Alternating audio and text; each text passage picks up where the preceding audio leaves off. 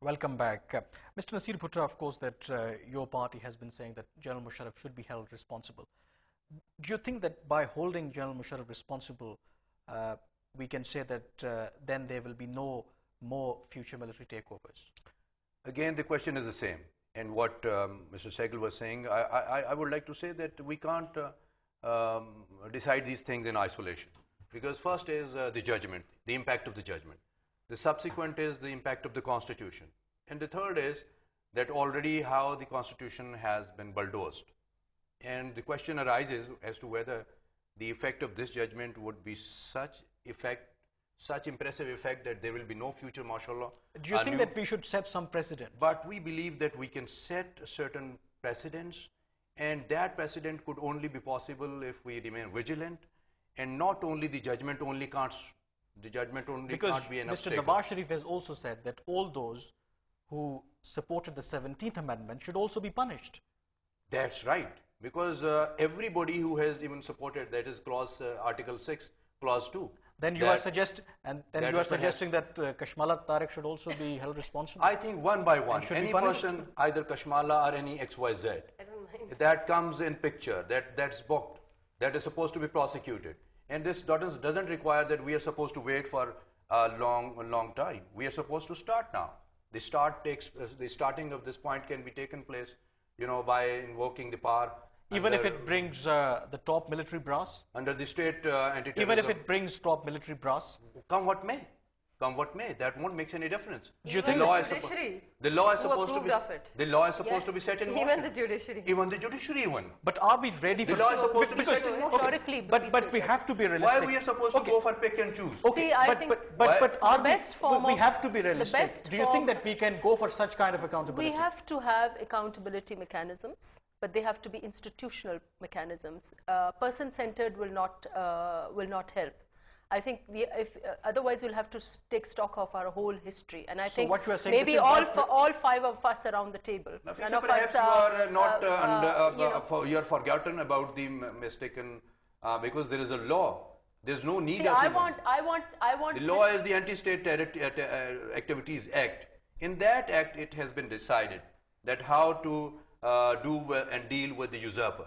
And that act but is it's there. also a question of those who abetted and aided also. Let's start from the first person who suspended the constitution, what was his name, Chaudhry Ghulam Mohammed, who was the first one who did away with the Constituent Assembly. That would be academic. Let's start with that. Okay, no, that would be academic exercise. This is equally now we are academic. going for a practical exercise. But do you think it's practical? To bring Musharraf in the independent judiciary to bring Musharraf to justice. Mr. Nasir Bhutta. If we are talking about Ghulam Mr. Nasir Bhutta, let me ask a question. Let me ask a question. Let me ask a question to all of you. Do you think that this is a realistic approach?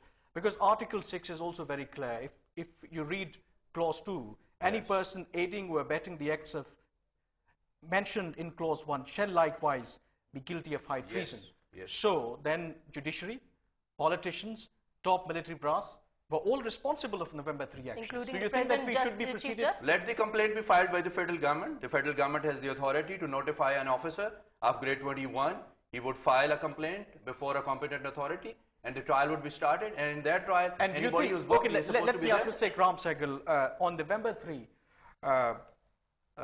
the current army chief was the vice chief of army staff at that time.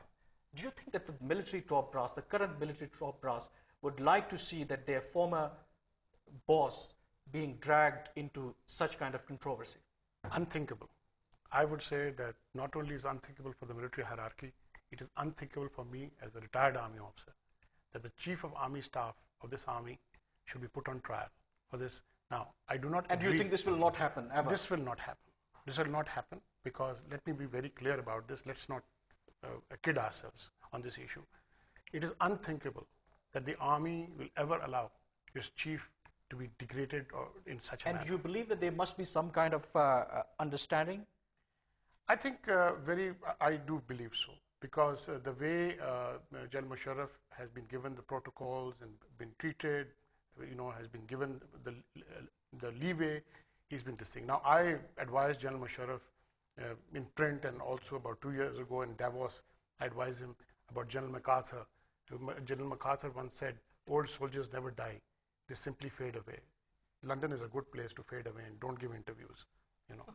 Okay, Mr. Ikram Sehgal, Nafisa Shah, and Nasir Putra and Kashmala Tarak, many thanks to all of you for joining us here in the program and discussing the implications of the recent judgment delivered by the Supreme Court of Pakistan, particularly regarding the prospects of any future military coups. That's all we have for the moment from Islamabad. If you have any feedback regarding our program, you can send us your emails at infocus@dawnnews.tv. Until next time, goodbye.